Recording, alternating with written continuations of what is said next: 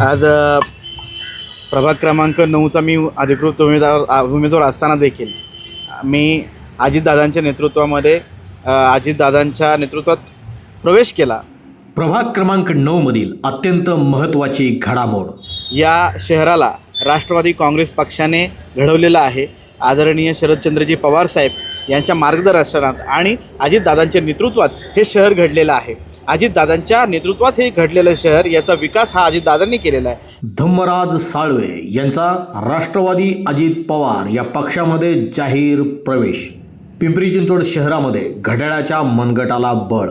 मागच्या काही काळामध्ये भ्रष्टाचारी भाजपची सत्ता आली आणि त्यानंतर ह्या शहरामध्ये लुटीचं राजकारण झालं, या शहरामध्ये फोडाफोडीचं राजकारण झालं, या शहरामध्ये अनेक छापे पडले ते भाजपच्या काळामध्ये।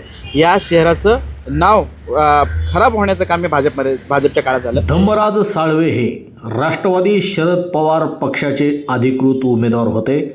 राष्ट्रवादी शरद पवार पक्षाला सोडून आले अजित पवार गटात।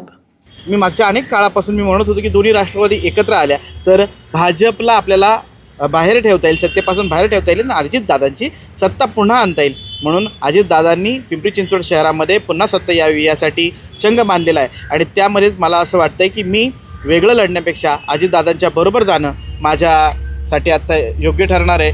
स्वतः निवडणुकीच्या रिंगणात उभे असताना देखील घड्याळाचे हात बळकट करण्यासाठी साळवे राष्ट्रवादी काँग्रेस पार्टी घड्याळ अर्थात अजितदादा पवार यांच्या पक्षात आलेले आहेत। कारण अजितदादांनी आणि या ठिकाणी महाराष्ट्र विधानसभाचे उपाध्यक्ष अण्णासाहेब बनसोडे असतील, त्याचबरोबर नेते अजितजी गव्हाणे असतील, आमचे नेते राहुलभाऊ भोसले असतील, यांनी पुढाकार घेतला आणि त्यांनी सांगितलं तुम्ही जर आमच्यासोबत आलात तर या ठिकाणी आपण राष्ट्रवादीची सत्ता आणण्यामध्ये एक चांगली भूमिका घेऊ शकतो आणि तुमचा विचार हा पक्ष नक्कीच भविष्यात करेल। म्हणून मी ही भूमिका घेतली आणि मी मला मानणाऱ्या माझ्यासोबत असणाऱ्या सर्व जनतेचे आभार मानेल की तुम्ही माझ्यावर विश्वास ठेवलेला आहे। राष्ट्रवादीतून राष्ट्रवादीत प्रवेश, तुतारी सोडून घड्याळ हाती घेतलेल्या धम्मराज साळवेंनी माध्यमांशी संवाद साधून भारतीय जनता पार्टीवर जहरी टीका करून राष्ट्रवादी अजित पवार गटामध्ये प्रवेश केलेला आहे।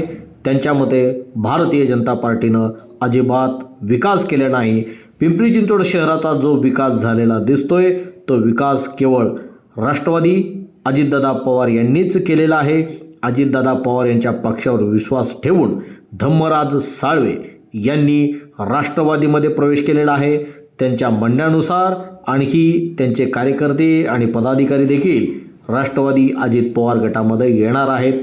त्यामुळे राष्ट्रवादी अजित पवार अर्थात घड्याळाचं बळ पिंपरी चिंचवड शहरामध्ये वाढताना पाहायला मिळत आहे।